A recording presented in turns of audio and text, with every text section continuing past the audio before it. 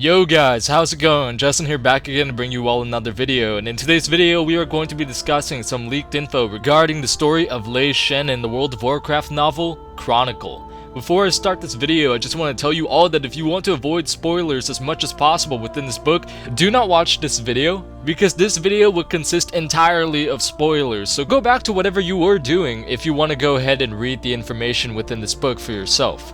So this post was posted on blizzplanet.com, and I don't know if it's by Red Shirt Guy or not because it was his picture on the article, either because he wrote it or for the extra tags and views, but nonetheless in this video I'm going to be reading exactly what he has written within the page because I suck and I don't have the hard copy with me right now. I have to wait a couple more days like all of you for it to actually be released, and so because of this I don't want to paraphrase anything that he's already paraphrased within the book for fear of me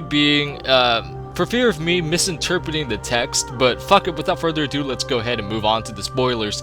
Also, thank you Ian Bates. I don't know if that's the name of the red shirt guy or not, but if it is, thank you so much for this magnificent thread, by the way. Alright, so it starts off by saying, have you ever wondered how Lei Shen truly became the Thunder King? How he died? How Uldum wasn't always a desert? How the Mogu and Zandalari came to create one of the most formidable empires Azeroth has ever seen? Read on and find out. So before he was the Thunder King, Lei Shen became obsessed with finding out why their god, the Titan Keeper Ra, had abandoned the Mogu thousands of years before. Deep within the peaks of Kunlai Summit, Lei Shen discovered the Titan complex that would come to be known as the Mogushan Vaults, where Ra had been dwelling.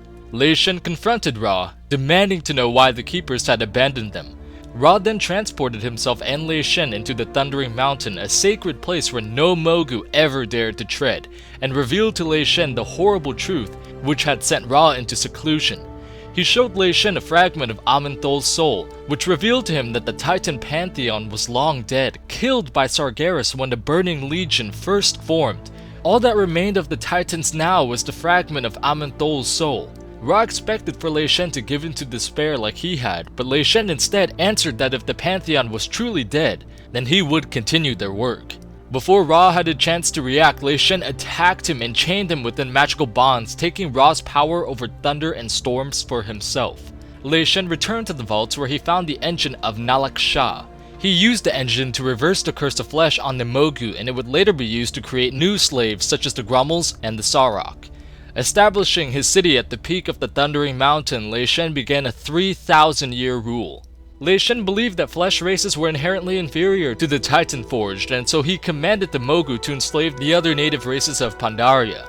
As word of the Thunder King and his empire spread, Zulathra, the leader of the great Zandalari troll empire of Zul, became interested in the Mogu, especially the Thunder King's godlike powers. Zulathra proposed an alliance between the Zandalari and Mogu, and though both planned to betray the other once they were no longer useful, the Zandalari and Mogu proved to be such excellent allies that any plans of betrayal were slowly forgotten. The Mogu taught the Zandalari arcane magic and used their flesh shaping to keep Zulathra alive for thousands of years. They promised him and all trolls full immortality once the engine of Nalak Shah's power was completely understood. In return, the Zandalari shared all of their knowledge of the outside world with the Mogu, who felt duty-bound to remain in the Vale of Eternal Blossoms and the surrounding lands. But 3,000 years into the rule, Lei Shen and Zulathra decided that it was time to expand the Mogu and Zandalari Empire. He turned his attention to the lush jungles known as Uldum, where the Forge of Origination rested. As the self-appointed successor to the Pantheon, Lei Shen felt it was necessary for him to control the Forge.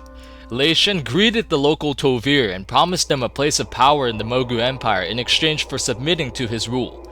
But the Tovir were disgusted by the Mogu's enslavement of the lesser races and what Lei Shen had done to Ra. Lei Shen warned the Tovir that he would have the Forge whether they agreed or not, and by refusing, they were ultimately sentencing themselves to death. After all, the Tovir would not stand a chance against the combined might of both the Mogu and the Zandalari. The Tovir knew that this was true, but still chose to defy Lei Shen anyway. When Lei Shen and Zulathra arrived in the dense jungles of Uldum with their massive armies, they found only a small number of Tovir guarding the Halls of Origination. Inside the halls, the majority of the Tovir people activated the Re-Origination device, which would destroy all life from Azeroth, but they had modified it so that only the surrounding area would be re-originated. Lei Shen, Zulathra, and their armies were instantly killed, as were the brave Tol'vir outside of the halls who acted as a distraction. Uldum was scoured of all life, transforming the region into a barren desert. The Tol'vir emerged from the halls and began to repopulate, while life slowly returned to the deserts in places such as the Vernal River Delta. The Mogu retrieved Lei Shen's body and entombed him within Kunlai Summit until the day the Zandalari would make good on their promise and resurrect him. But unfortunately for the trolls, the death of Zulathra sent the Zandalari into chaos and their empire collapsed. The Mogu Empire suffered a similar fate, as their clans fell to infighting and left them weak. Less than 1,000 years later, the Pandarian uprising began.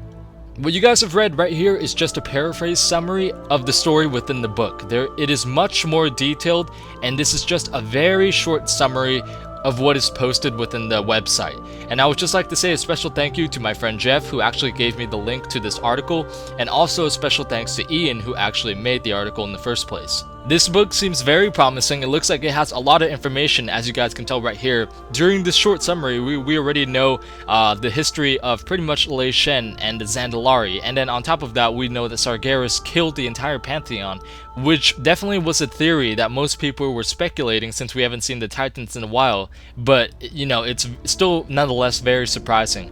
I do suggest to you guys that if you guys want to know more about lore and want to keep up to date with big lore channels like Novel, to do in fact buy this book and read it, because it might have a lot of information that you might not have known, and that's one of the reasons why I'm getting it, because there's a lot of information that Blizzard has never touched up on before and that we have just honestly been aware of right now through this article. So once again, I would like to say thank you guys so much for watching this video. Peace out, take care, and when the book does come out and after I read it, and I don't know how long it's gonna take me to read it because I have school and all that shit and other videos to make, I will have tons of videos out for that book. So once again guys, thank you so much for watching. Peace out, take care, and like always, have a good one.